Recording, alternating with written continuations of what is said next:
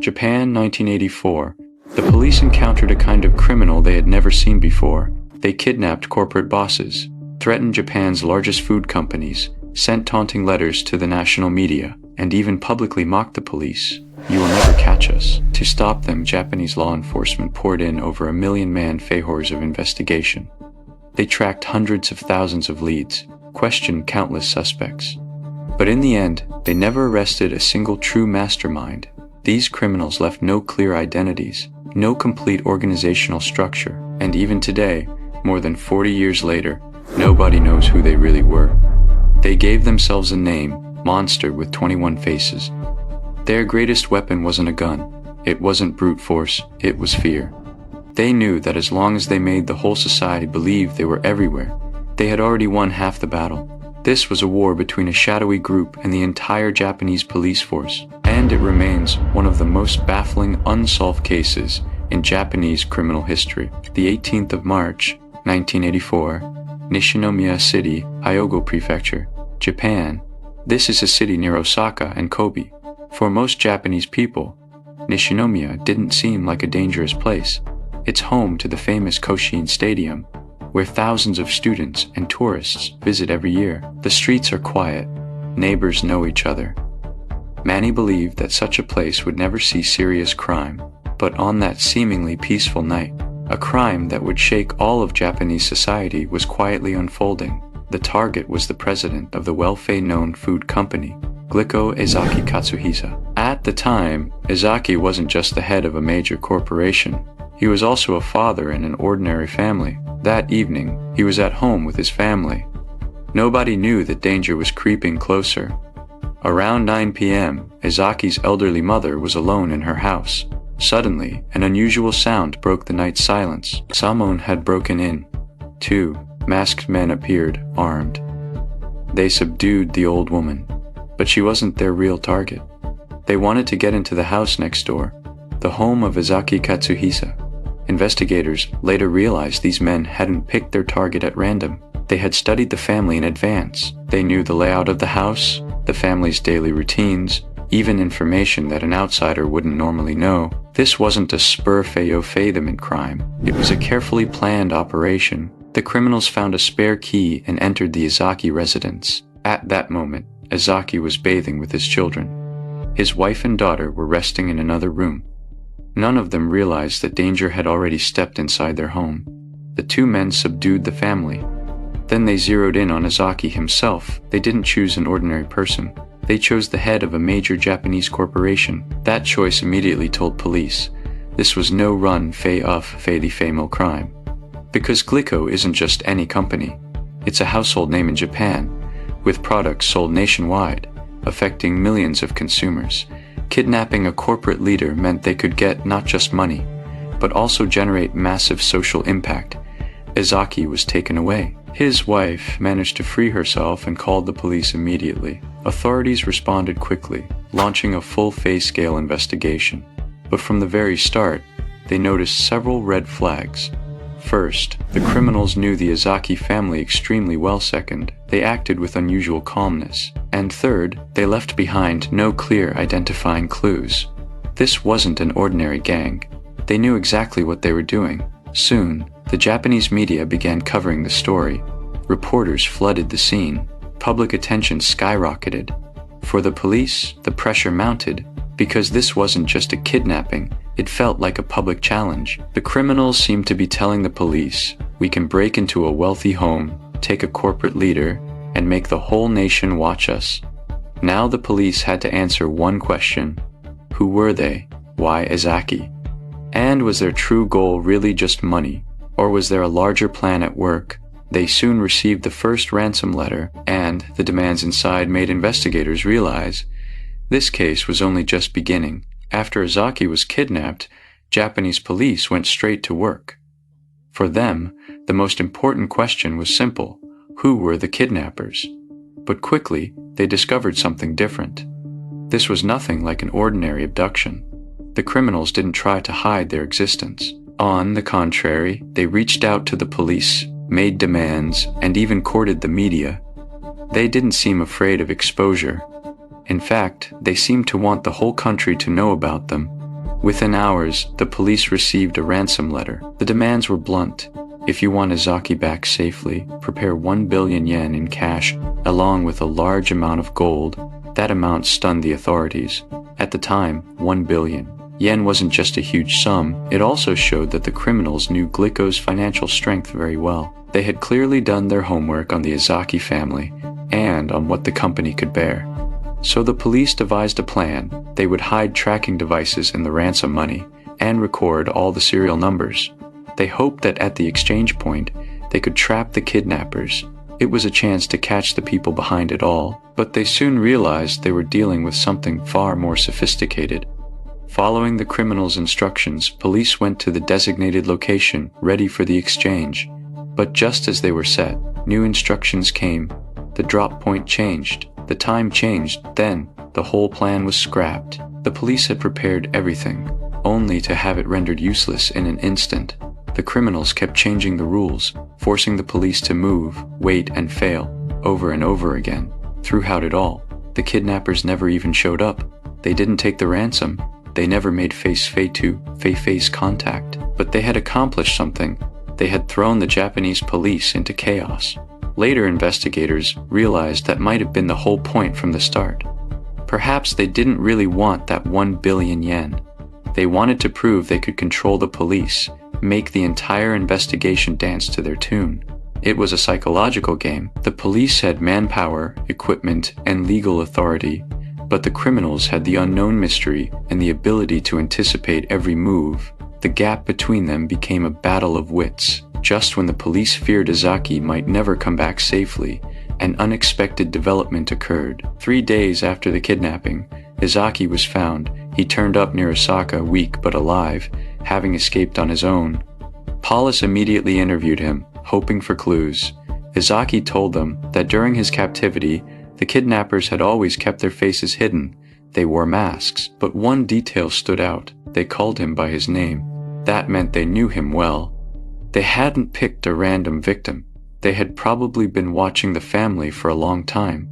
Even more telling, Ezaki said the criminals talked about money repeatedly, but their actions didn't match those of simple ransom seekers. If they really wanted to get rich, they could have chosen an easier target. Instead, they chose a higher fee risk, higher fee impact approach. Police began to suspect that this kidnapping was just the beginning. And sure enough, weeks later, new threats emerged. This time, the criminals targeted not just one person. They challenged the entire society. They sent letters to the media, openly taunting the police. And they gave themselves a name, Monster with 21 Faces. From that moment on, this was no longer just a kidnapping case. It became a war between a criminal group and the whole of Japanese society. After Ezaki Katsuhisa was rescued, many people assumed the case was finally over. The police certainly hoped so. The victim was safe. The criminals had failed to get the ransom. It seemed the crisis had passed. But police soon realized they were wrong. The real challenge had only just begun. After the kidnapping, a mysterious group began appearing frequently in the public eye. They sent letters to Japanese media, publicly mocked the police, and openly challenged the entire judicial system. And the name they used was Monster with 21 Faces. The name came from a fictional villain in a Japanese detective novel, a character with multiple identities who could hide among the crowd and never be truly found. By choosing that name, the group was sending a clear message. They had no fixed identity, no visible structure, no single leader. They wanted police to believe that anyone could be one of them. That was the biggest headache for the authorities. Traditional criminal investigations rely on suspect identities, motives, and movements. But against Monster with 21 Faces, police didn't even know how many people they were looking for. They could be a professional gang, or just a few ordinary people. Their greatest advantage wasn't hiding evidence, it was hiding who they were. Soon, the group began sending more letters to the press. The tone was arrogant and challenging. They not only described their actions, but also ridiculed police investigations. They even said the police would never catch them. These letters quickly became a national obsession. In that era, television and newspapers were the main sources of information, and the criminals used the media to broadcast their voice to the entire country. That changed everything. What had been a manhunt now became a manipulation of public attention. They weren't just avoiding the police, they were actively shaping public emotions, and that was far more dangerous than ordinary crime, because they created not just one moment of fear, but a persistent sense of insecurity. People began wondering who would be next. Police poured enormous resources into the investigation. They examined every possible lead, the source of the letters, paper types, postmarks, handwriting, linguistic patterns, but every investigation hit a dead end. The criminals always seemed to vanish a step ahead. However, the event that truly plunged Japan into panic was still to come. Months later, Monster with 21 Faces street ruck again. This time, they didn't kidnap anyone. They turned their attention to Japan's major food manufacturers. They sent threats, claiming that if their demands weren't met, they would contaminate products on store shelves with harmful substances. That news sent shockwaves through the country, because now it wasn't just one family at risk, it was every ordinary consumer. Anyone could be a victim. Supermarkets began inspecting goods. Companies rushed to check their inventories. Consumers started avoiding familiar brands. A single criminal group, without holding any territory, had changed the daily lives of an entire nation. Police realized they were no longer fighting a conventional crime. This was a campaign of control through fear. The criminals didn't need to appear every day. They just had to send one letter and the whole society reacted. They were proving a terrifying point. The most powerful weapon isn't always violence.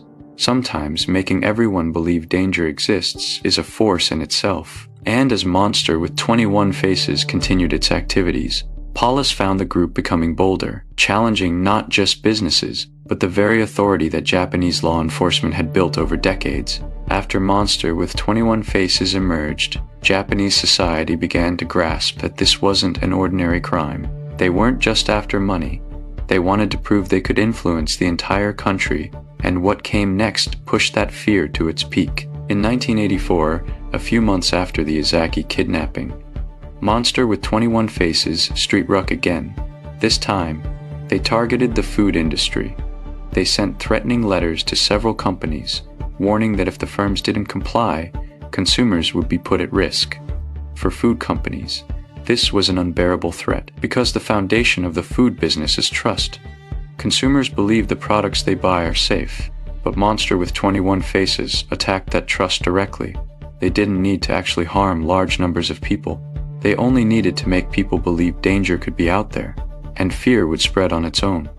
Soon, the whole country was watching store workers checked products. Companies launched emergency reviews of their supply chains. News outlets covered every development, and ordinary consumers grew anxious. For the first time, many realized that a hidden criminal group could disrupt their everyday lives. Police pressure intensified, because now they weren't dealing with a single specific case. The kidnapping had at least had a clear victim, location, and objective. But now, the criminals were creating a form of unpredictable fear. They could strike anywhere, target any company. Law enforcement threw more resources into the investigation. They analyzed the letters for clues, looking at word choices, trying to estimate the writer's age, education, even regional origin. But every lead eventually fizzled out. The criminals seemed to know exactly how to cover their tracks. They left no strong evidence, engaged in no prolonged communication, and gave police no chance for an arrest. After each operation, they vanished completely. This pattern made the investigation incredibly difficult. The police weren't chasing a fixed target, they were chasing an invisible shadow. Meanwhile, Monster with 21 Faces kept sending messages to the media, even openly taunting the police, saying that despite all their resources, they still couldn't find them. That mocking further damaged the police's reputation. A troubling question began to emerge in Japanese society.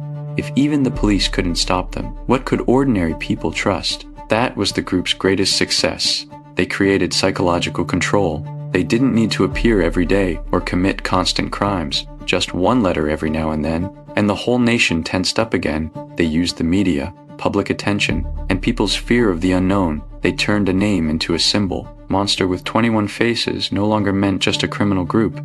It came to represent an enemy that could not be found. Yet as the case went on, police finally began to close in on some key leads. They found that behind the scenes there might be a specific person, a man who had been seen by witnesses but never identified. The police gave him a nickname, the Fox-Fayed Man. His appearance marked a new phase in the investigation. For the first time, law enforcement caught a glimpse of the real shadow behind the organization. But the big question remained: how close were they to the truth? As Monster with 21 Faces continued to spread panic, Japanese police poured more and more resources into the hunt. They tried to find the hidden criminal organization. The investigation grew larger and larger. Special teams were formed. Information poured in from all over the country. They analyzed the threatening letters, the mailing routes, the types of paper, the writing style, even the criminal's turns of phrase. They hoped that through these tiny details, they could uncover the real identities behind the mask, but time after time, the results were disappointing. The criminals always seemed to leave just one step ahead. They left clues, but never enough to prove who they were. They created fear, but never gave police a real opening. During the investigation, authorities came close to a few suspects. The most famous was the man known as the Fox-Fayed Man, named for the way witnesses described his appearance. Some believed he might have been a key member of Monster with 21 Faces. Police tracked his movements and once thought they were very close to the truth, but in the end, they couldn't confirm his identity. There was no enough evidence, no clear connection, no way to prove he was part of the group. Again and again, vital clues disappeared. As time passed, the group's activity began to dwindle. They stopped sending so many threatening letters and stopped causing large face-scale public panic. In 1985, this mysterious organization suddenly announced they were ending their game. Then they vanished completely. Nobody knows where they went, nobody knows how many members they had, and nobody knows who they really were. The Japanese police continued to investigate for years. Massive amounts of data were compiled. Countless leads were re-examined. But even today, there are no real answers. More than 40 years have passed. Monster with 21 Faces remains one of the greatest mysteries in Japanese criminal history, but the impact of this case goes far beyond a single crime. It changed how Japanese society understood crime. In the past, people thought crime was about strength, weapons, and direct harm. But Monster with 21 Faces proved that crime could also be carried out through psychological control. Their greatest weapon wasn't any tool, it was fear. They knew how to exploit the media, public attention, and the unease of a nation facing an invisible enemy. That is why, even today, many criminologists study this case. It demonstrates a particular type of criminal psychology, one where the offenders aren't just after profit. They also want a sense of control. They want to prove they can challenge an entire justice system. And the ultimate question that Japanese police faced, one that criminal investigators around the world still debate, is this: when criminals have no clear identity, no fixed structure, and no traditional crime scene, how do you find them? The Monster with 21 Faces case has no definitive conclusion. There was no trial, no confession, no final truth. But it left behind an eternal question. If a criminal group can hide their identities, manipulate public fear, and even make society move to their rhythm, then what do they truly leave behind? Is it the crime itself, or is it a fear that can never be erased? Today, more than 40 years later, Monster with 21 Faces has never been unmasked. They may have disappeared, they may have been ordinary people once, but this case taught the world one thing: the hardest crimes to solve aren't always those with too few clues. Sometimes, they're the ones that, from the very beginning, made everyone look in the wrong direction.